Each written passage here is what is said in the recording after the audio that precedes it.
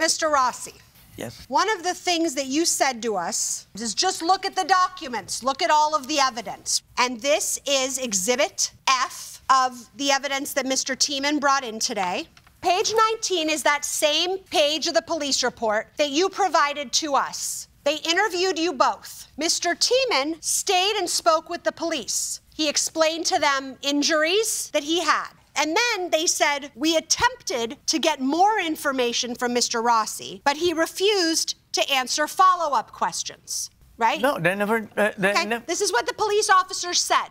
And we were unable to obtain photographs of your injuries. Now, you've given us one photograph of that injury to your arm.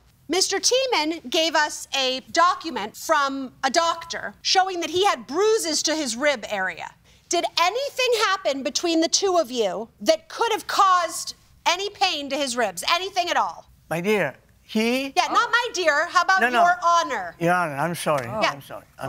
I'm sorry. Here's what happened. He was running towards me from behind the desk, and I was showing with the paper. He's running, and he fell. Then he get up, and he come here and start swinging at me. And he was like this.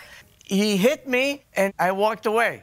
The problem is that is not what you told the police. What you told them was that you two began arguing, Mr. Tiemann became angry, and he kicked you, causing injury to your arm. Your Honor, I'm trying to explain to you, but you... Go ahead and explain. Here's what happened. I knocked at the door, and he says, he was busy.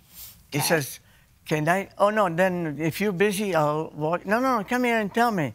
So I showed him the balance of what he owes of the rent, and he starts screaming, and he came out, he was so mad that he slipped, and then he came around, and he started hitting me. And because he's bigger than me, I walked away. I walked away and called the police and called the paramedics. If he was out of control and hitting you, how were you able to just turn around and safely walk away? After he hit me, he was going to start fighting like this, so I just walked away because he's bigger than me. I didn't want, so I was lucky. I got all I just need. have a few more questions, then I think we can wrap this up.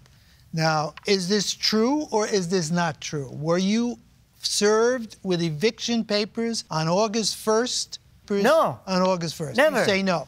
Mr. Tiemann, you say what? Yes, he was. And what evidence do you have that he was served with eviction papers? I was told by the building owner that that's what happened. What else were you told by the owner? That he hasn't paid any rent since the beginning of COVID. Were you also told that he was receiving money from a government bailout program and not using it for the purposes that it was Plus he also, given? Yes, there's a lot of other things that I could go into you wouldn't believe. All right, thank you very much. I think we've heard enough. We're going to excuse you, and we'll deliberate in this case and resolve it. This courtroom is now in recess. The plaintiff's evidence is his own record keeping. Right. And there's no independent evidence of what, if anything, is owed, as opposed to the defendant's evidence, which is a number of checks. Right, but 2 months not paid. 2 months not paid. Unfortunately, his defense doesn't sound right. However, the defendant paid a $2,000 security deposit. Right. And Mr. Rossi has that $2,000. He did not provide any accounting of damages.